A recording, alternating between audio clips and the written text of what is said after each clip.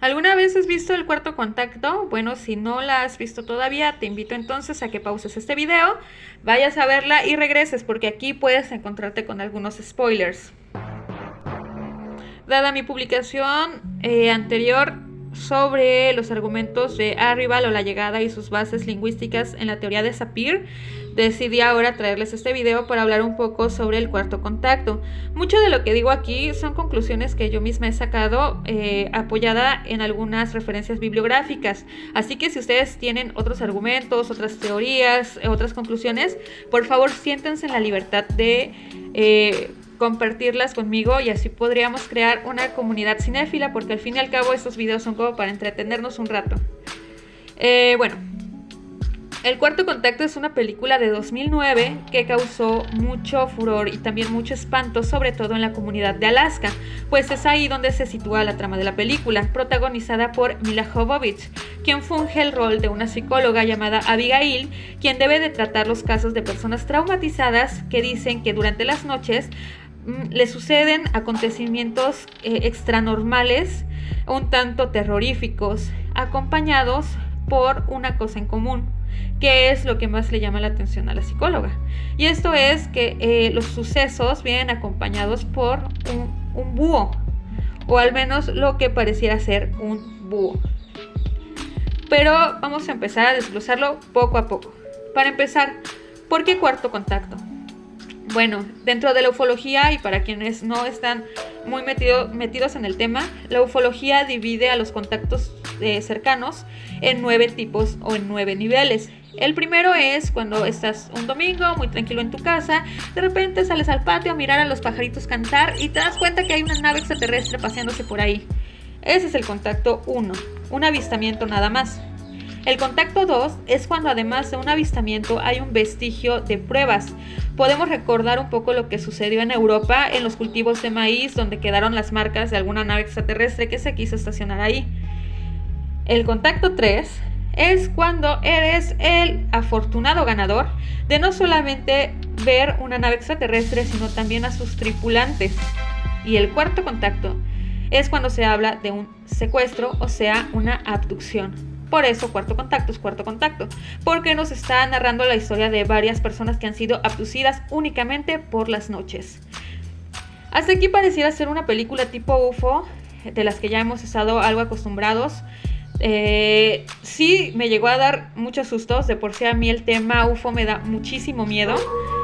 Pero también lo que causa mucha impresión son los recursos que utiliza el director. Uno de esos recursos es el falso documental, que si bien es cierto que ya estaban acostumbrados más o menos, porque había antecedentes como por ejemplo Holocausto Caníbal, las personas sí llegaron a espantarse y a creérsela, por lo que irónicamente tanto al director de Holocausto Caníbal como al director del Cuarto Contacto los demandaron. Al director de Holocausto Caníbal lo demandaron porque pues las escenas de violencia que se ejerce dentro de la película creían que eran reales, mientras que al director del Cuarto Contacto lo demandaron por usar falsa información, por poner en mal a la comunidad de Alaska, y pues porque las personas de Alaska quedaron muy afectadas, muy espantadas. Esas fueron las razones por las que demandaron al director de la película. Y aún así ya existían las películas tipo UFO, como Fuego en el Cielo o las de Steven Spielberg. Sin embargo, el recurso del falso documental sirvió bastante, porque podemos ver unas escenas donde pareciera que hay entrevistas de algunas otras personas que han sido atendidas por esta psicóloga. Y bueno, hasta aquí todo muy normal. Shalala, bla bla bla, sí me sacó sustos, pero lo que a mí más me impresionó es una escena en específico, y es en la que yo estoy basándome para sacar los argumentos de la película para este video. Y esa escena es cuando logran obtener el audio de uno de estos seres y descifran que este ser está hablando en una lengua muerta, y esa lengua muerta es el sumerio. Es la única vez que se menciona el sumerio dentro de la película. Si estoy equivocada, por favor, háganmelo saber. Pero es una clave muy muy importante, o al menos para mí, es el hito dentro de la trama. ¿Por qué? ¿Quiénes fueron los sumerios? ¿Y por qué el búho? Ok, aquí viene lo de verdad que para mí lo más interesante. Los sumerios son la primera cultura en el mundo de la que se tiene un registro. También a los sumerios les debemos varias invenciones que en la actualidad seguimos utilizando, como lo son la invención del tiempo, pues fue la primera civilización que dividió el día y la noche en 12 horas, la invención de ciertos sistemas gubernamentales y escolares que usamos todavía, así como la invención de la escritura. Para los sumerios el trabajo y el cultivo intelectual era lo más importante, pues ojo, ellos decían que el hombre había estado creado justamente para trabajar. ¡Wow! El panteón sumerio está muy ramificado. ¿Qué es un panteón? El panteón es una agrupación de deidades dentro de una cultura, como el panteón griego, el panteón egipcio, el panteón sumerio o acadio en este caso. En el panteón de Nippur, que es el que a mí me interesa muchísimo, está el mito de cómo se creó el hombre. Y es aquí donde me dan Kimiski Cuscus Ñacañacabú, porque también podemos recordar un poco al argumento de Prometeo. En el panteón de Nippur se dice que había unos seres, unos dioses muy poderosos llamados Anunnakis, hijos de An, o sea, hijos del sol o hijos de las estrellas o del cielo. Por lo tanto, estos dioses vivían fuera de la tierra, eran extraterrestres, como la mayoría de los dioses de las diferentes culturas. Lo que hacía a estos seres especiales es que, aunque eran muy poderosos, podríamos pensar que eran también un tanto perezosos, quizá correctores de estilo, porque un día dijeron: oye, hay muchos textos que corregir, ¿verdad? Sí, estamos muy atrasados. Oye, ¿y si nos esclavizamos a otros dioses y los ponemos a trabajar para nosotros? ¡Ah, qué buena idea! Y así fue cuando agarraron a unos dioses llamados Igigis. Los Igigis eran unos dioses poderosos, pero no tanto como ellos, y los esclavizaron. Así duraron mucho tiempo, hasta que pasa lo que usualmente sucede cuando decides esclavizar a unos dioses. Los Igigis se rebelaron, pues estaban cansados. Se rebelaron en una guerra que duró muchos años, hasta que finalmente salieron victoriosos, obteniendo su libertad y su independencia y dejando a los Anunnakis sin esclavos y con muchos textos que corregir. Entonces, ahí viene la genialidad de los Anunnakis. Los Anunnakis entonces deciden inventar o crear a un nuevo ser que fuera ni muy tonto ni muy listo para poder acatar órdenes y esclavizarlo. Y así es, crearon al hombre. En Prometeo, los Anunnakis nos vinieron a arrojar a la tierra y se olvidaron de nosotros porque fuimos un fallo en su invención y pues bueno, no los culpo. Mientras que en la cultura sumeria, dentro de la mitología de Nippur, los Anunnakis sí también nos arrojaron a la tierra, pero no nos dejaron desamparados, sino que nos dieron las armas para empezar a aprender cómo ser esclavos. Nos regalaron sus conocimientos. Es por ello que los sumerios decían que habían sido creados únicamente para servir, para trabajar. Mientras que para la cultura de Babilonia, los Anunnakis eran hijos de An y de Ki, por eso Anunnakis, y pertenecían a un concilio de dioses muy poderosos. Y no sé por qué, aquí no lo entendí muy bien, y si ustedes lo entienden, por favor explíquenmelo, pero mandaron a los Anunnakis a la tierra, esparciéndolos por todo el planeta, pero la mayoría quedó concentrado en la parte del inframundo.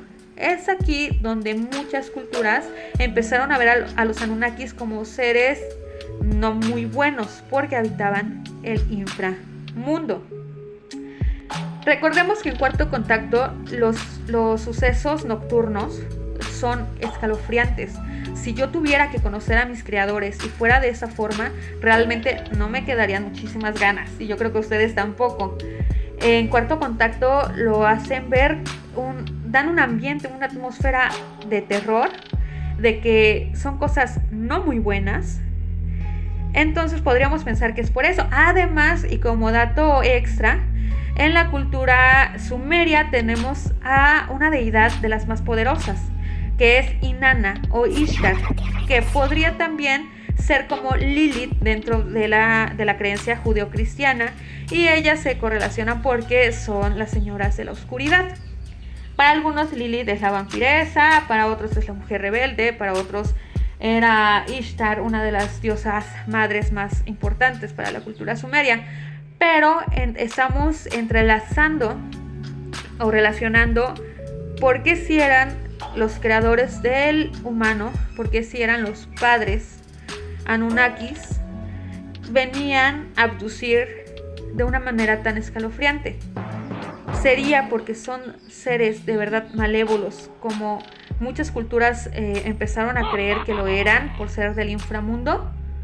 Bien, pero ¿qué pasa con el búho? Hasta este punto ya vimos que el argumento del cuarto contacto puede que esté basado en la mitología sumeria o acadia, por el simple audio que se escucha en la película. Pero, ¿qué pasa con el búho? El búho es un simbolismo con una dualidad muy bonita, según para mí, según yo, porque para algunas culturas representa el mal augurio, e incluso aquí en México, ¿qué decimos? Cuando el búho canta, el indio muere. Pero para otras culturas como la griega es símbolo de sabiduría y de conocimiento. También podemos pensar en los ojos enormes de los búhos, y si ustedes buscan en Google imágenes sumerias de sus esculturas o acadias, pueden encontrar que son un tanto amorfas, pero que tienen en común ojos muy grandes. Los dioses acadios o sumerios eran representados en figuras con ojos enormes. Además se dice que nos apodaban los cabezas negras o cabezas oscuras, esto porque teníamos cabellos. Eso significa que los Anunnaki son calvos. Quizá entonces la representación del búho sea más bien la cara de uno de los Anunnakis. La cara de los Anunnakis. ¿Por qué? Porque pues ojos grandes, cabeza algo redonda. Pero como los abducidos no tenían una noción muy clara de lo que habían vivido, tenían que relacionar esa imagen casi desconocida con un objeto familiar. Ese objeto familiar puede ser el búho. Pero eso ya lo dejo a consideración y criterio de cada quien. Hasta este punto, lo más relevante que les quería compartir era la mitología acadia o sumeria, que es para mí una de las mitologías más importantes por ser de la primera civilización de la que se tiene un conocimiento hasta el momento. Y también podemos pensar quizá que en la película El Cuarto Contacto, los Anunnakis venían simplemente a reclamar lo que les pertenece, el hombre. Quizá era porque ya habíamos terminado nuestra fase de aprendizaje y ya debíamos servir como esclavos allá. Para la New Age, que yo sé que nada que ver con este video ni con la película, pero para la New Age se dice que los Anunnakis están en Nibiru.